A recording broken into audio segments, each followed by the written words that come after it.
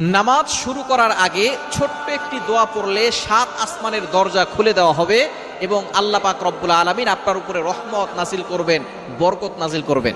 এমন একটি দোয়া আছে যেই বাক্যগুলো খুবই সহজ এবং উচ্চারণ করাও সহজ, এবং আপনি আমল করলে একবার বলার সাথে সাথে নবীজি সাল্লাল্লাহু আলাইহি সাল্লাম জানিয়ে দিয়েছেন তার জন্য আসমানের 7টি দরজায় খুলে দেওয়া হয়। রহমতের দরজাগুলো খুলে আল্লাহ তাআলা তার উপরে রহমত নাজিল করতে থাকেন, অঝোরে বৃষ্টির মতো রহমত তার উপরে পড়তে থাকেন, বরকত পড়তে থাকে। সুতরাং আমরা নামাজ শুরু করার আগে এই দোয়াটা একবার করে নিব। নবীজি সাল্লাল্লাহু আলাইহি সাল্লাম জানিয়ে দিয়েছেন, একবার নবীজি সাল্লাল্লাহু আলাইহি সাল্লাম মসজিদ নববীতে এমন সময় এক সাহাবী এই বাক্যটা পাঠ করেছে। নবীজি সাল্লাল্লাহু আলাইহি সাল্লাম নামাজ শেষ করে বললেন, কে এই বাক্য পাঠ করেছো? কেউ কোনো কথা বলে না। তখন এক সাহাবী নবী সাল্লাল্লাহু আলাইহি সাল্লাম অভয় দিলেন যে কোনো ভয় নাই, বলো। একজন সাহাবী দাঁড়িয়ে বলেন, ইয়া রাসূলুল্লাহ, ইয়া হাবিবাল্লাহ, আমার কাছে আল্লাহর প্রশংসা করতে খুব ভালো লাগে, এই জন্য আমি বাক্যগুলো বলেছি।